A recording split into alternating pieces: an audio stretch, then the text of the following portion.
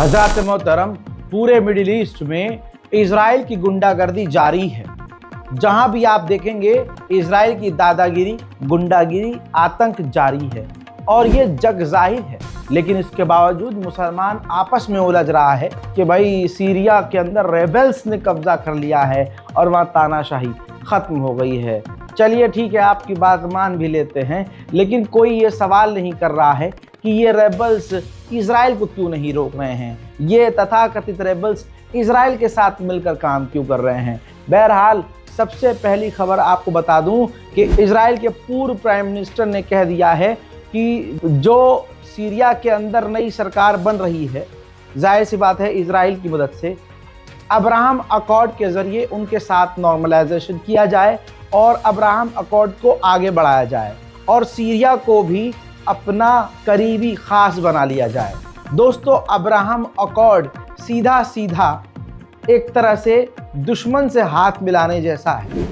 और यूएई को आप देख रहे हैं, जो यूएई अरब देश है, अब्राहम अकॉर्ड के बाद पूरा यूरोप बन गया है। खैर, ज़्यादा बोलने का कोई फ़ायदा नहीं है क्योंकि आप सब अपने हिसाब से सोचने वाले हैं। जो सीरिया के रेबल्स की जीत पर तालियां बजा रहे हैं, उनसे मेरा यही सवाल है कि आपके ये मुजाहिदीन क्यों नहीं इजराइल से लड़ रहे हैं और इजराइल ने उनके होते हुए कैसे कब्जा कर लिया। रिपोर्ट अब आगे की भी सुन लीजिए।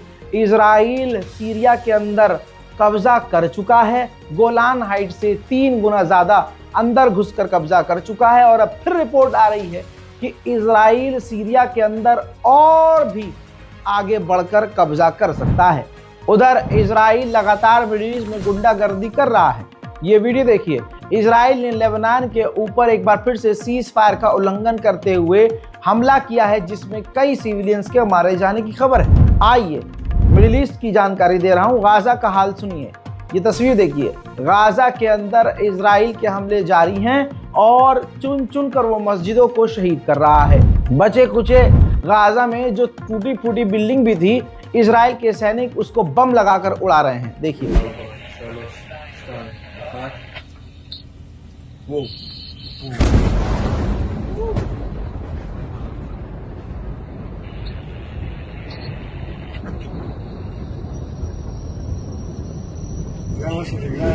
वहीं इजराइल के सैनिक गाजा के अंदर इंडोनेशियन हॉस्पिटल के ऊपर आर्टिलरी यानी तोप के गोले दाग रहे हैं। इसके अलावा इजराइल एक तरफ कह रहा है कि हम हमास से बात कर रहे हैं, लेकिन दूसरी तरफ गाजा पर वो पूरी ताकत से बमबारी कर रहा है। हाल फिलहाल में जहां हमारा ध्यान सीरिया पर था, इजराइल ने खतरनाक बमबारी गाजा में की और तबाही मचाई।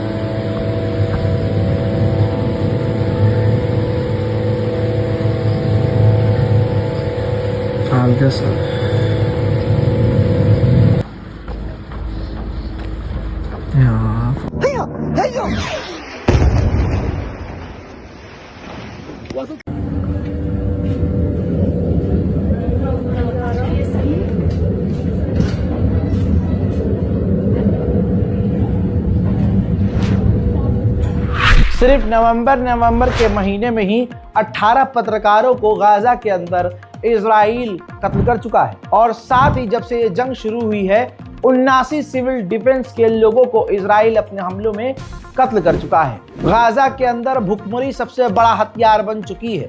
दोस्तों, जहां भी खाना बंटता है वहां पर हजारों लाखों की तादाद में भूखे लोग नजर आते हैं, जिनको पेट भर के, यानी सबको तो मिलता ही नहीं है। इस तस्वीर से सब कुछ नजर आ रहा है।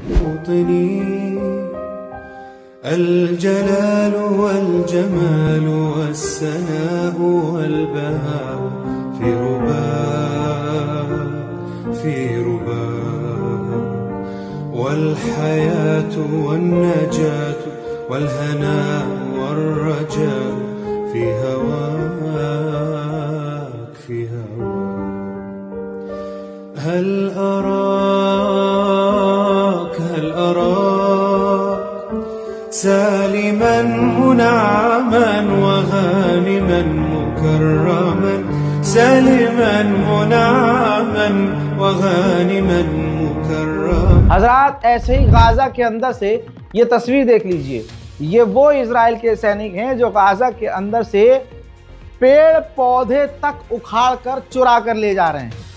ये हाल है। वहीं इजराइल की बमबारी में 44,708 ऑन रिकॉर्ड फिलिस्तीनियों की शहादत हो चुकी है।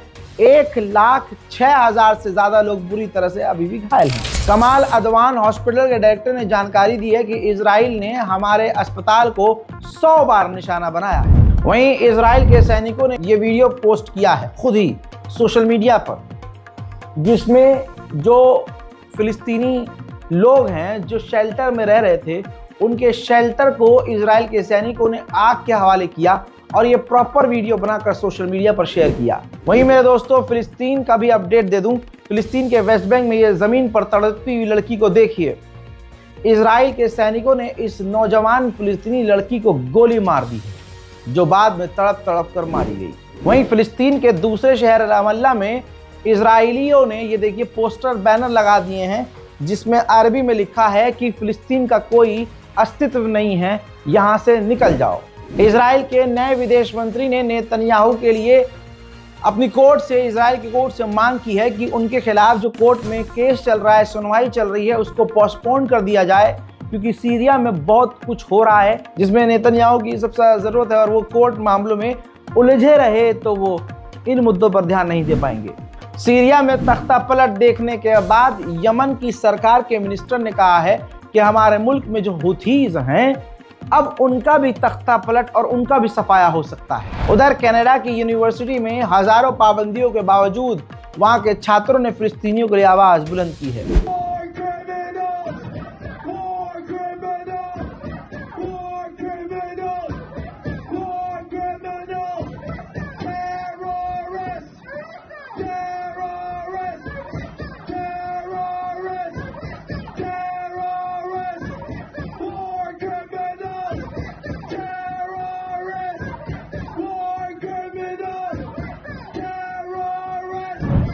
ठीक इसी तरह से दर्जनों पाबंदियों और गिरफ्तारियों के बाद बर्तानिया में भी जमकर फिलिस्तीन के लिए सड़कों पर लोग उतरे हुए हैं। Today, as we commemorate the 37th anniversary of the First Intifada, I tell you that Palestinian resistance is alive and kicking, and we will not relent. We will continue to rise up because we are growing old, but we are not forgetting. The young will not forget. As David Ben-Gurion once said, the old will die and the young will forget. Well, here we are. Have we forgotten? Will we forget? And that is the least we owe to the Palestinian people. So do not give in, do not submit. Fight with us in this. उधर France की police फिलिस्तीनी प्रदर्शनकारियों को मार पीट कर गिरफ्तार कर रही है।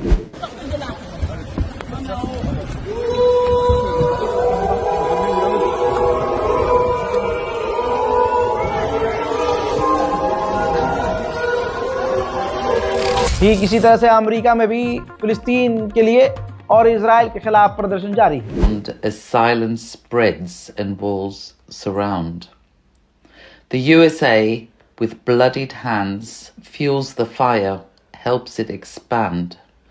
Weapons sold and dollars fly while mothers wail and children die. A nation cries for peace and light, but backs the ones who thrive in night. The message clear, the world can see, complicit in this tragedy. Your words of justice hollow, cold, while ancient wounds begin to fold. You claim to stand for liberty. South Korea जहां प्रदर्शन ना के बराबर होते हैं, वहां पर भी फिलिस्तीन के लिए प्रदर्शन जारी है।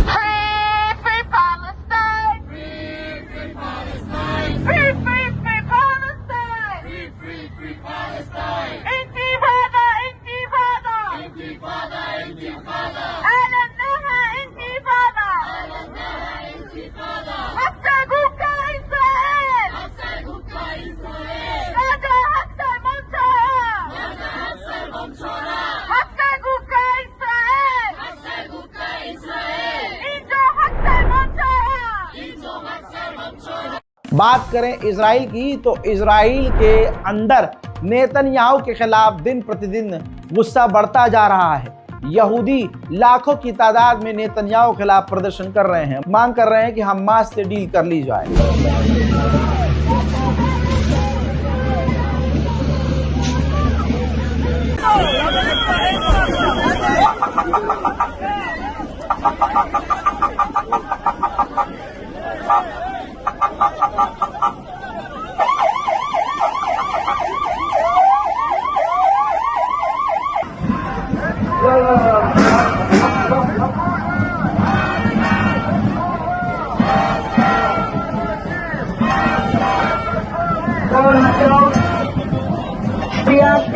שנייה וממשיכים.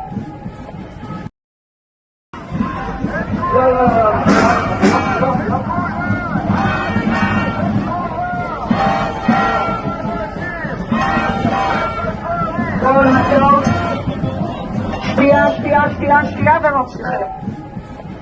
वहीं गाजा में हमास के हमले में एक इजराइल के सैनिक की मौत हो गई है। वहीं इजराइल का एक सैनिक लेबनान में मारा गया और 5 बुरी तरह से घायल हैं। कहा जा रहा है कि हिजबुल्लाह के लड़ाकों के द्वारा जो माइंस बम बिछाए गए थे, उस हमले में, उस विस्फोट में एक इजराइल के सैनिक मारा गया और 5 घायल। मेरे दोस्तों, कुर्सी का भूखा एर्दोगान अब असली जबान बोलने लगा है। एर्दोगान ने सीरिया में जो कांड किया, उसके बाद असली चेहरा उसका सामने आ गया। एर्दोगान का घमंड अब बोल रहा है और घमंडी इंसान कह रहा है कि अब पूरी दुनिया में सिर्फ 2 लीडर बचे हैं, एक मैं और एक पुतिन। सुनिए। Biz bunu tabii diplomasi atakları diyoruz. Bu diplomasi ataklarını devam ettirmek. Şu anda da dünyada liderler arasında zaten 2 kişi kaldık. Şu anda bir ben varım, bir de Vladimir Putin var.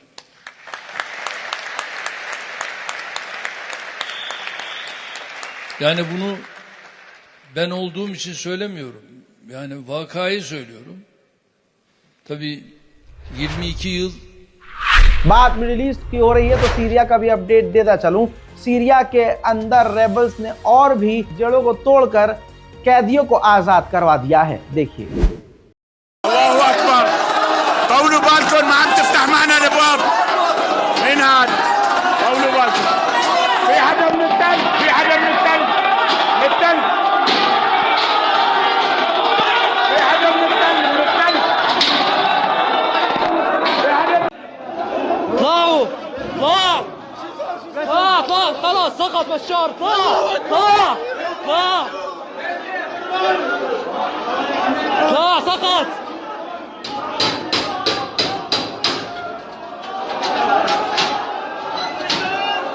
مبروك طلع طلع طلع طلع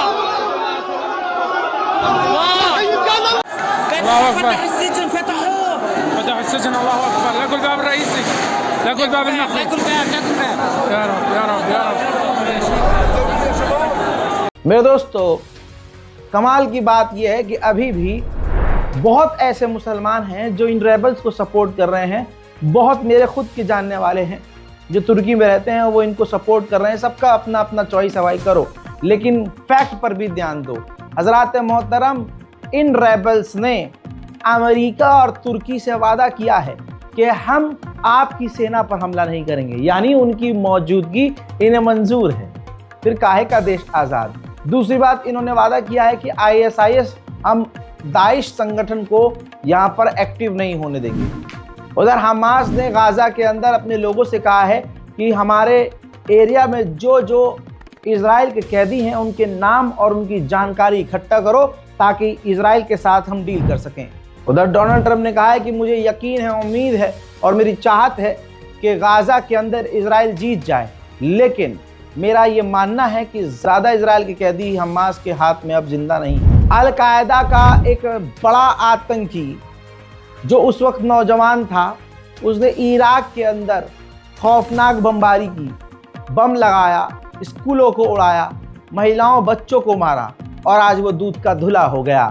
कमाल की बात यह है कि जो असद को कातिल कहते हैं वो इस अलकायदा के आतंकी को आज हीरो कह रहे हैं। CNN को इंटरव्यू देते हुए इन रेबल्स के लीडर, जो पहले आतंकी संगठन का सरगना हुआ करता था अलकायदा का, जिसने खतरनाक नरसंहार इराक में किया, उससे CNN की पत्रकार ने सवाल किया कि आपने इराक में कत्ल किया, कत्लेआम किया, आपने बम लगाया, बम उड़ाया, स्कूल उड़ाया, सिविलियंस को मारा, उस पर आप क्या कहेंगे? तो मुस्कुराकर उसने कहा कि उस वक्त मैं बच्चा था। मेरे दोस्तों, चंद सेकंड का ये वीडियो। الولايات المتحدة وغيرها تقول أنت كنت جزء من منظمات عملت هذا الشيء، قتل المدنيين والتهجير وغيرها. يعني أنا لم أفعل هذا الشيء يعني، بس شو هو على الصعيد الشخصي أنا لم أفعل هذا الشيء. هناك حالة يعني يجب أن تكون يعني ضمن سياقها يعني سياق التاريخ يعني. وجرت حرب في العراق كبيرة جدا والناس التهبت مشاعرها من هذه الحرب، وهب كثير من الناس ذهب إلى هناك. ظرف الحرب هناك ساق الناس إلى अमाकिन मुतअद्दिदा यानी फकान। हज़रात मोहतरम, मिडिल ईस्ट में ये सब कुछ आतंक किसी और का नहीं है, सिर्फ इजराइल का है। जो भी मिडिल ईस्ट में हो रहा है इसके पीछे दो देश हैं, एक अमेरिका है और एक इजराइल है। इन्होंने इतना फितना फैला दिया है कि आज मुसलमान एक मुसलमान से ही लड़ रहा है। मेरे दोस्तों, उम्मीद करूंगा कि कुछ दिमाग आप लगाएंगे और चीज़ों को समझने की कोशिश करेंगे। आप कुछ भी करेंगे, कम से कम शिया सुन्नी आपस में लड़ाई दंगा फसाद से बचेंगे और हम सब एक रहेंगे। मैं हूं रजा और आप देख रहे थे रजा ग्राफी अनस्क्रिप्टेड। जय हिंद।